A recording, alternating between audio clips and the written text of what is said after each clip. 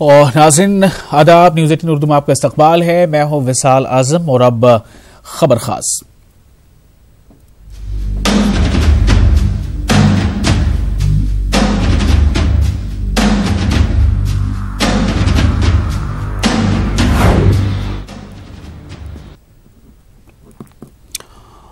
सियासत में खवातीन की हिस्सेदारी का मुतालबा कोई नया नहीं है।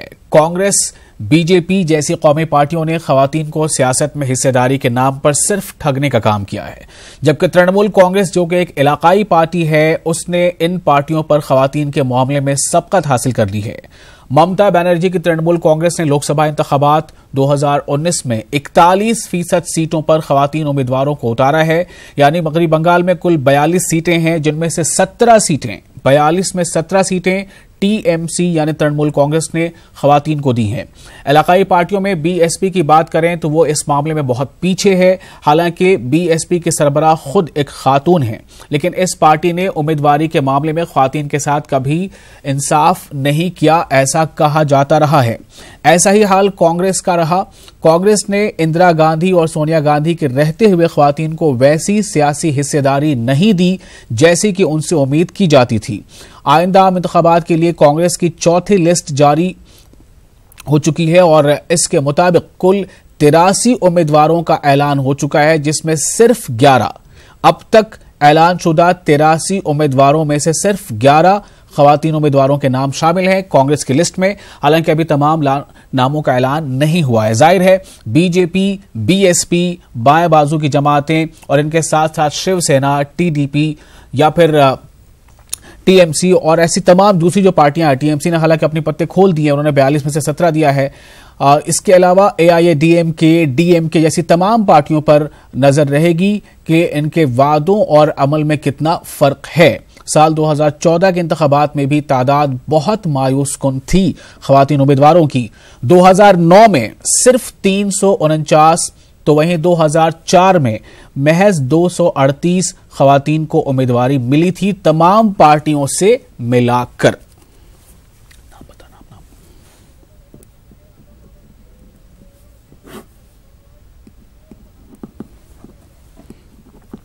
तो इस मौजू पर बातचीत करने के लिए हमारे साथ कई खास मेहमान हैं और उनसे हम जानेंगे कि आखिर ये जो बदलता ट्रेंड है ये हमें कहाँ ले जा रहा है, और एक ऐसे वक्त में जब ये महसूस किया जा रहा है कि खवातीन यानी महिलाओं की जो हिस्सेदारी है वोटिंग में वो दिन ब दिन बढ़ती जा रही है। यानी अगर हम पिछले इंतखाबात को देखें, उससे पिछले इंतखाबात को देखें, तो हर इंतखाबात में, हर चुनाव में जो खवातीन हैं, औरतें हैं, उनकी हिस्सेदारी वोटिंग में बढ़ती जा रही है। ऐसे में क्या सियासी जमातों के लिए आज भी वोटिंग के नजरिए से खवातीन की कोई अहमियत नहीं है?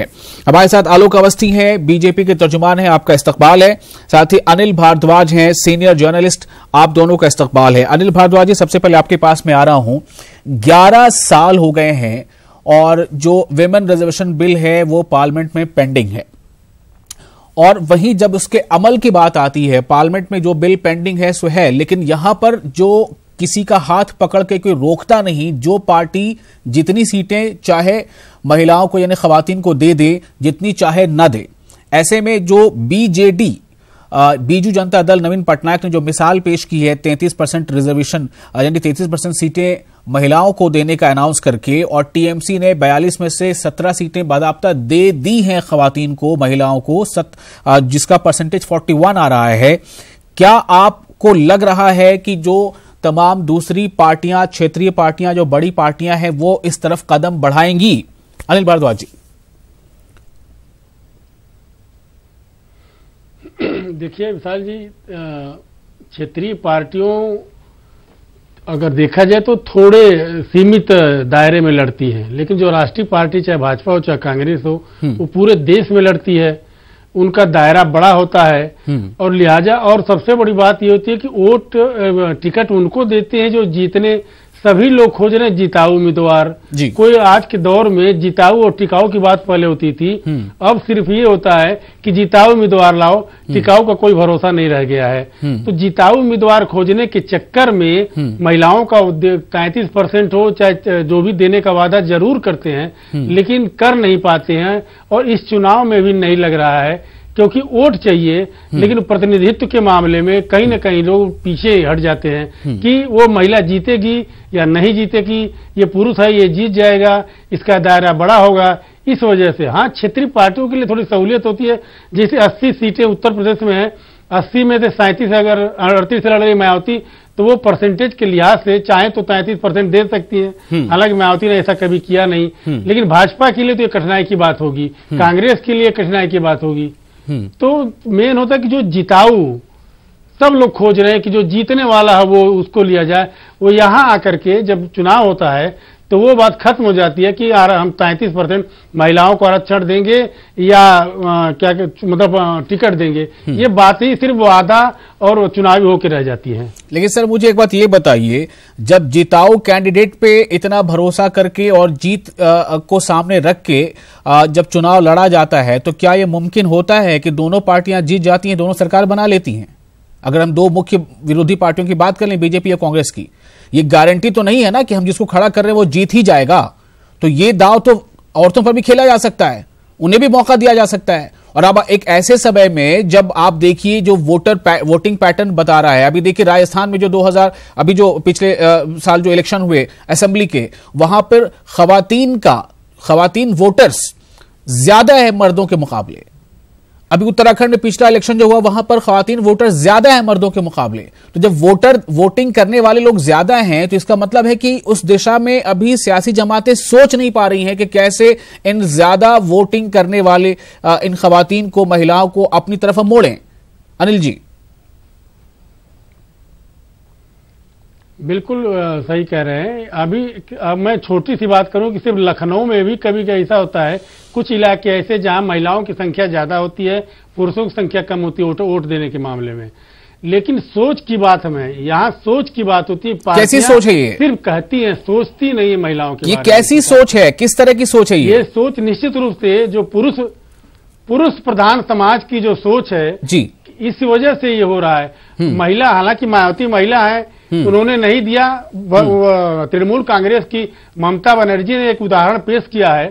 अभी बीजू जनता दल का बचा हुआ वो देते हैं कि नहीं देते, लेकिन ममता बनर्जी ने तो उदाहरण पेश कर दिया है। और निश्चित रूप से ये दबाव सारे दलों पर होगा, चाहे वो क्षेत्रीय हो और चाहे राष्ट्रीय हो।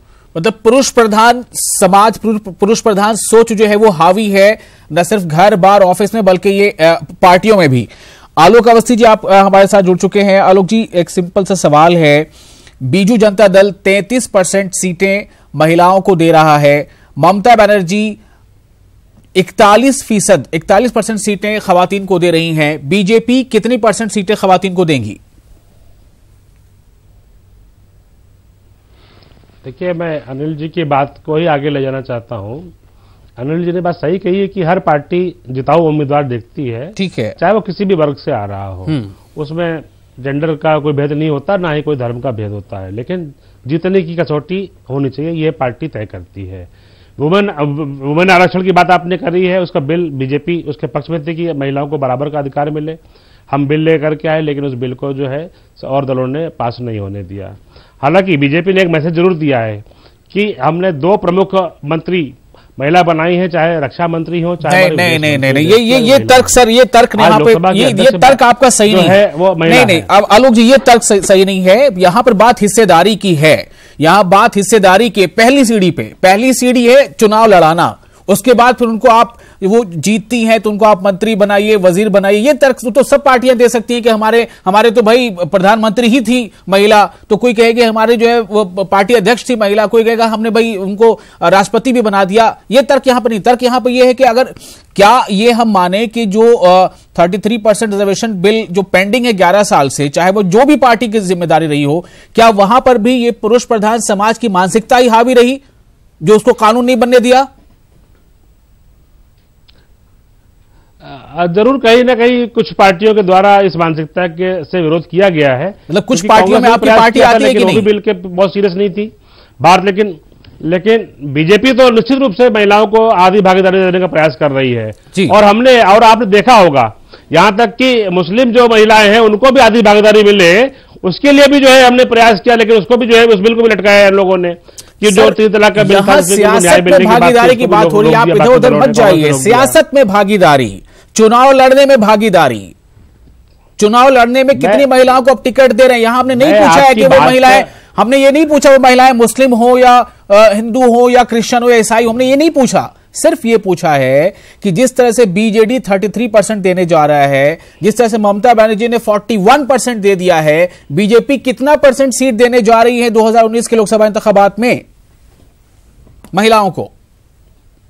देखिए, हर पार्टी का एक अपना मापदंड होता है जी, और हर पार्टी ये सोच के चलती है कि हमारा ये उम्मीदवार चुनाव जीत करके आएगा।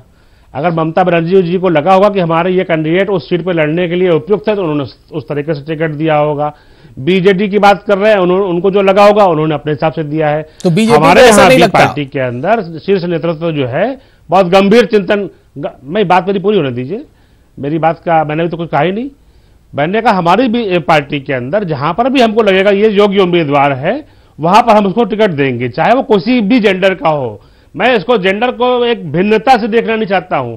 हम तो महिलाओं को समान अधिकार देते हैं। नहीं, जब तक आप नहीं देखेंगे, इसलिए तो जो पार्लियामेंट में बिल अटका हुआ है 33% का, इसलिए पार्लियामेंट में बिल 33% का अटका हुआ है। जैसे ही आप देखना शुरू कर देंगे वो बिल जो है कानून में तब्दील हो जाएगा। बहरहाल देखिए, इसमें ऐसा नहीं है, मैं सिर्फ बीजेपी या किसी खास पार्टी की बात नहीं कर रहा। कांग्रेस ने भी अभी तक 2019 के लिए जो सीटें, जिन नामों का ऐलान किया उम्मीदवारों का, कुल 83 उम्मीदवारों का ऐलान किया है कांग्रेस ने। उन 83 में से सिर्फ और सिर्फ 11 सीटें उन्होंने अभी महिलाओं को दिया है। मतलब कि वो 11% भी नहीं हुआ, वो कहीं 6-7% के आसपास, मतलब 7-8% के बीच झूल रहा है। तो ये सवाल उनसे भी है कि जब आप महिला, अभी देखिए राहुल गांधी चेन्नई में गए, उन्होंने बड़ी अच्छी अच्छी बातें की लड़कियों के बीच, वहां पे जो कॉलेज गर्ल्स थी, उन्होंने कहा कि महिलाओं को हक मिलना चाहिए, हम चाहते हैं महिलाएं बराबरी पे आए। लेकिन सीटें बांटने में क्या हो गया? सीट बांटने में आप भूल गए कि वो महिलाएं, वो आधी आबादी है। सवाल सबसे है। अनिल भारद्वाज जी, मैं आपके पास आ रहा हूं कि देखिए, हर पार्टी में एक विंग है, महिला प्रकोष्ठ होता है ना, तो क्या यह सिर्फ हाथी का दांत है? यह सिर्फ भीड़ जुटाने के लिए है, या इनको भी हमें आगे लाना चाहिए और उनको इस लायक बनाना चाहिए, प्रशिक्षण देकर, ट्रेनिंग देकर के, उनको तरबियत देकर के, कि उनको हम जिताऊ बना सकें? अनिल जी, देखिए, ऐसा नहीं है कि महिलाएं अगर खड़ी होंगी तो जीतेंगी नहीं। ये तो हमारे मन की बात है, मन का वहम कहिए या भ्रम कहिए कि है कि हम नहीं, महिलाएं नहीं जीत पाएंगी। अगर पिछला चुनाव 2014 का लोकसभा अगर देख लिया जाए तो उसमें जो भी खड़ा था, मोदी की लहर में जो भी खड़ा था जीत गया। जो विधायक और पार्षद के चुनाव में हार रहा था वो सांसद के चुनाव में जीत गया था। तो वहां अगर महिलाएं खड़ी होती तो ऐसा नहीं था वो महिलाएं हार जाती जी। लेकिन वो तो वही मैंने कहा कि जो मानसिकता की बात है, राहुल बात लड़कियों की स्कूल में अलग करेंगे, लेकिन देने की जो बात आएगी तो वो वहां अलग बात हो जाएगी। इस समय अगर देखा जाए तो प्रियंका है महिला, वो चाहे जिसको देना चाहे दे सकती है, राहुल है, सोनिया, ये लोग तय कर रहे हैं। लेकिन जब टिकट देने की बात आएगी तो फिर वही जिताऊ की बात होगी। अभी आप देखिए, लेकिन सबसे बड़ी बात इन लोग के साथ मजबूरी ये है, जो राष्ट्रीय पार्टी है भाजपा और जो मुझे लगता है कांग्रेस है, ये सारे 543 सीटों पर कम से कम लड़ेंगे या उससे कुछ कम लड़ते हैं। तो इनकी मजबूरी हो जाती है कि उतने पैमाने पर 33% दे तो ठीक ठाक। और मुझे तो ये लगता है कि इन लोग पर उतनी महिलाएं कैंडिडेट हैं ही नहीं। जैसे उत्तर प्रदेश में तो देखा जाए तो कांग्रेस के पास वाकई वास्तविकता अगर देखी जाए तो कांग्रेस पास उस प्रकार के प्रत्याशी नहीं मिल रहे हैं। भाजपा के पास कई पुरानी अभी चल रहे संगठन इनके पास है, अन्य दल हैं। तो आप देखिए कि अपना दल है, अपना दल में एक महिला को दे दिया, एक अब छोटा 2 ही सीट लड़े तो उनको 50% की भागीदारी उनकी कही जा सकती है, वो 50% हो जाएगा। लेकिन जो बड़े दल हैं वो नहीं कर पा रहे हैं। तो देखिए, मनसा नहीं है, मंशा नहीं है, कुल नियत नहीं है, नियत में खोट है। आलोक अवस्थी जी ये कह रहे हैं कि मंशा नहीं है, नियत नहीं है। आप मानते हैं इस बात को किसी भी पार्टी के लिए? नहीं, ऐसा नहीं है। महिलाओं को उचित सम्मान है समाज में। और राजनीति देखिए, राजनीति में जो महिला सक्रिय होंगी उन्हीं में से चयन आप कर पाएंगे। कोई घर की महिला को लाकर के आप चुनाव में नहीं लड़ा सकते, क्योंकि उनका उस तरह का मिजाज नहीं होता है।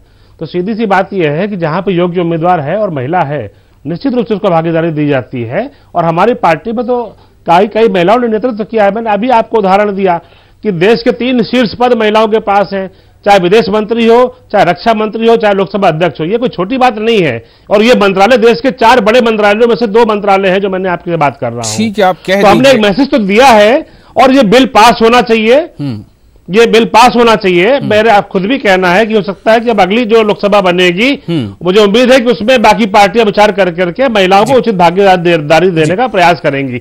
और हम तो इस चुनाव में भी प्रयास कर रहे हैं कि हमको अगर अच्छी जीतने वाली अगर हमारी महिला कैंडिडेट मिलती जरूर उनको टिकट देंगे। बिल्कुल, कोई भी पार्टी ऐसी नहीं है जिससे अगर आप पूछिएगा कि क्या महिला आरक्षण बिल संसद में जो पेंडिंग वो पास होना चाहिए कि नहीं, हर पार्टी आपसे ज्यादा तेज आवाज से बोलेगी कि पास होना चाहिए। उसमें आपको लगेगा अरे तो मेरे से तेज बोल रहा है। लेकिन सवाल ये पैदा होता है कि अभी तो आप फ्रीडम है ना आपको, अभी कांग्रेस को फ्रीडम है जिसे चाहे टिकट दे दे, बीजेपी को फ्रीडम है जिसे चाहे टिकट दे दे। उसको कोई कानूनी बाध्यता नहीं है कि बीजेपी अगर 33% सीटें दे देती है महिलाओं को तो कानूनन वो जो है फंस जाएगी, या कांग्रेस दे देती है तो वो फंस जाएगी। अभी दीजिए, आप अपनी नियत साफ कीजिए, आप दिखाइए कि मेरी नीति क्या है, मेरा निर्देश, मेरी मंशा क्या है। लेकिन सवाल ये है ना कि जब हम एक समस्या को मानते हैं कि एक समस्या, देखिए पता नहीं क्या रीजनिंग या लॉजिकल रहती है। मैं आपको बताऊं 50 और 60 की दहाई में महिलाओं और पुरुष जो वोटर हुआ करते थे ना, जो वोट डालते थे, उनमें 10% से ज्यादा का गैप हुआ करता था।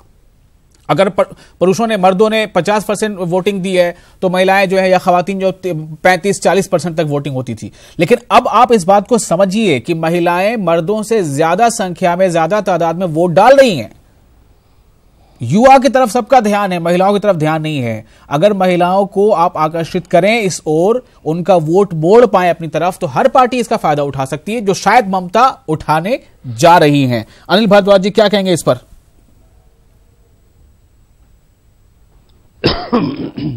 हाँ, निश्चित रूप से इसके परिणाम तो निकलेंगे ही भाई। महिलाएं हैं, लेकिन जो अगर देखा जाए वास्तविकता में जो चुनाव की जो है स्थिति है, तो वहां महिला पुरुष की बात तो थोड़ी दीगर हो जाती है। वहां जाति हो जाती है हावी, और हो जाता है कि कौन कैंडिडेट किस प्रकार का है, कौन कांग्रेस को हरा रहा है, कौन भाजपा को हरा रहा है। इस तरीके के जो समीकरण बनता है, तो फिर वहां महिला पुरुष की बात बहुत ज्यादा नहीं रह जाती है कि महिला खड़ी है तो सारी महिलाएं उसको वोट दे ही देंगी जी। जैसे पुरुष खड़ा है सारे पुरुष नहीं वोट देते हैं जी, उस प्रकार की महिलाओं में भी भावना रहती है। तो मतलब रिस्क लिया जा सकता है, सवाल फिर वही मतलब रिस्क लिया जा सकता है। जब पुरुष कोई खड़ा है तो कोई जरूरी नहीं उसको सारे लोग वोट नहीं देते। यही केस महिला के साथ भी हो सकता है, लेकिन जो पार्टी लीड करेगी उसको हो सकता है इसका फायदा मिल जाए। लेकिन देंगे तो, लेकिन दे तब तो जी, तो नहीं दे रहे हैं इसका मतलब ही यही है ना कि वो जो आपने पहले आप टिकट देंगे तभी तो। बिल्कुल, आपने पहले ही कह दिया कि पुरुष प्रधान मानसिकता, यानी समाज में जो मर्द हैं, पुरुष हैं, वो जो है प्रधान है, वही अहम है, ये मानसिकता। मुझे लगता है थोड़ा सा इस बारे में सोचना चाहिए। देखिए, आपको याद होगा बिहार में जब नीतीश कुमार ने एक कैंपेन किया था, तो उस दौरान जो मुझे साल याद नहीं आ रहा कौन सा साल था, 13 या 14 जो भी रहा हो, जो खवातीन वोटर थी, जो महिलाओं की वोटिंग परसेंटेज जो थी वो मर्दों से बहुत ज्यादा बढ़कर थी। क्यों? इसलिए कि नीतीश कुमार ने कुछ ऐसी चीजें वहां पर शुरू की थी, दहेज विरोधी उन्होंने अभियान चलाया था और बहुत सारी दूसरी चीजें चलाई थी। इसका मतलब यह है कि जो हमारी सियासी जमातें हैं, पॉलिटिकल पार्टीज हैं, जो वो मूड को भांप नहीं पा रही हैं। जी जी, लड़कियों को जो साइकिल वगैरह बांटी थी महिलाओं, छोटे बच्चियों को, हाई स्कूल इंटर वाली लड़कियों को, जी, उसका भी असर पड़ा था ना। तो मतलब ये कि रिस्क लिया तो कामयाब हुए महिलाओं। लेकिन टिकट तो उन्होंने नहीं दिया उतना। मैं क्या कह रहा हूं ना कि सीढ़ी दर सीढ़ी इसको आगे हम बढ़ सकते हैं ना, पॉलिटिकल पार्टी ऐसा सोच सकती हैं। आलोक अवस्थी जी, आप कुछ समझ पा रहे हैं मैं क्या कह रहा हूं? नहीं, आप बिल्कुल सही कह रहे हैं। और लेकिन राजनीति भिन्न है। राजनीति में ये देखा जाता है कि कौन सीट जीतेगा, क्योंकि जिस समय सर की गिनती होती है वो आवश्यक होती है हर राजनीतिक दल के लिए, हमारे दल के लिए भी, अन्य दलों में भी। अगर वहां पे महिला उम्मीदवार सशक्त है, जीत सकती है, तो उसको जरूर हम टिकट देंगे।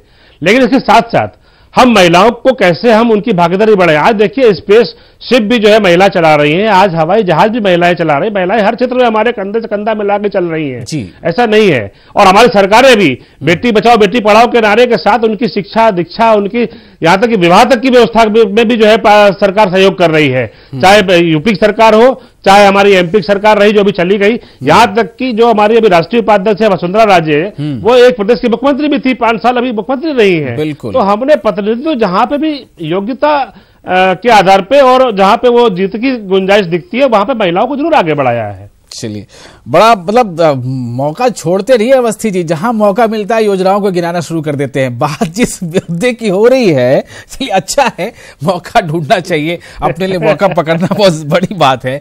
लेकिन बात इसी को लेकर आ रही है कि यहाँ पे किसी ने किसी के मतलब कंधे पे कोई दबाव नहीं रखा है कि भाई आप 100 में से 33 महिलाओं को सीट मत दीजिए, आप दे सकते हैं आप चाहें तो। और देखिए अभी 3 बड़े चेहरे, लेकिन देना चाहिए, मेरा भी 3 बड़े चेहरे देखिए। अब सिर्फ यूपी की बात कर लीजिए, मायावती महिला चेहरा, उधर डिंपल यादव महिला चेहरा, प्रियंका गांधी अभी घूम रही हैं, अभी गंगा यात्रा शुरू की उन्होंने, महिला चेहरा। लेकिन महिलाओं को सीट देने के मामले में पता नहीं क्यों सब पीछे हो जाते हैं। सब कोई भी बड़ी पार्टी हो। अभी एक दो इस एग्जांपल जो अभी मैंने सामने दिया कि टीएमसी ने 41% सीटें दे दी हैं, बीजेडी जो है 33%। अब उनका अपना कुछ तो अरिथमेटिक रहा होगा। अनिल भारद्वाज जी, मैं आपसे एक ये जानना चाहता हूं आखिर में कि अगर टीएमसी और बीजेडी ने ये स्टेप लिया है तो क्या ये हवा में तीर चलाया है या कुछ उनका इस पर रिसर्च रहा होगा? क्या है इसका आधार? नहीं, बिल्कुल उन्होंने एक दूसरे दलों को ये बताने के लिए कि महिलाओं को हम प्राथमिकता देते हैं, जो कहते हैं वो करते हैं, ये संदेश देने के लिए उन्होंने ये किया है। इसमें रिस्क भी हो सकता है, सफलता भी मिल सकती है, नहीं भी मिल सकती है, लेकिन जो बाकी दल हैं, खास तौर पे क्षेत्रीय दल हैं, राष्ट्रीय दल हैं, उनको भी ये संदेश जाएगा। कम से कम मायावती के लिए संदेश जाएगा, अखिलेश यादव के लिए संदेश जाएगा, भाजपा और कांग्रेस के लिए भी संदेश जाएगा कि कम से कम मैंने 41% दिए तो आप 33% ही तो दीजिए, 30% दीजिए। ये तो बहुत बड़ा गेम है अगर देखा जाए तो, खेला उन्होंने महिलाओं के लिहाज से। बस ये है कि थोड़ा उनका दायरा बंगाल में है, पश्चिम बंगाल में है, वरना अगर राष्ट्रीय पैमाने पर होता तो ये बहुत बड़ी मार करता है। ये इनका जो तीर है ये बहुत दूर तक मार करता है। ठीक है, अब देखिए कहीं ये संदेश मार ना करने लगे और इस संदेश को रीड कौन कर पाता है, कौन इस मौके का फायदा उठा पाता है, आने वाले वक्त में देखना बहुत अहम होगा। इसमें कोई दो राय नहीं है कि बड़े बड़े चेहरे हैं जो महिलाओं के हैं। अभी ममता बनर्जी जो है राष्ट्रीय सियासत में, कौमी सियासत में उनका चेहरा बड़ा माना जा रहा है, मायावती का चेहरा है, प्रियंका गांधी आ चुकी है, डिंपल, बहुत सारे चेहरे हैं ऐसे। मैं इधर नहीं वसुंधरा राजे का नाम लिया अभी हमारे अवस्थी जी ने, सबका चेहरा है। लेकिन फिर भी महिलाएं पार्टी का झंडा ढोती रहती हैं, लेकिन कोई भी पार्टी, बड़ी पार्टी, ये उनको तसल्ली देने का, तसल्ली बख्श जवाब देना नहीं चाहती कि आपको हम 33% रिजर्वेशन देंगे। अगर पार्टियां 33% भी नहीं देती हैं तो महिलाएं उन पार्टियों को वोट क्यों दें? वोट देने से पहले सोचिएगा। बहुत बहुत शुक्रिया तमाम लोगों का हमारे साथ बने रहने के लिए। और नाज़रीन, आप तमाम अहम और खास खबरों के लिए न्यूज़ 18 उर्दू पे बने रहे। हमें दीजिए इजाजत। आदाब।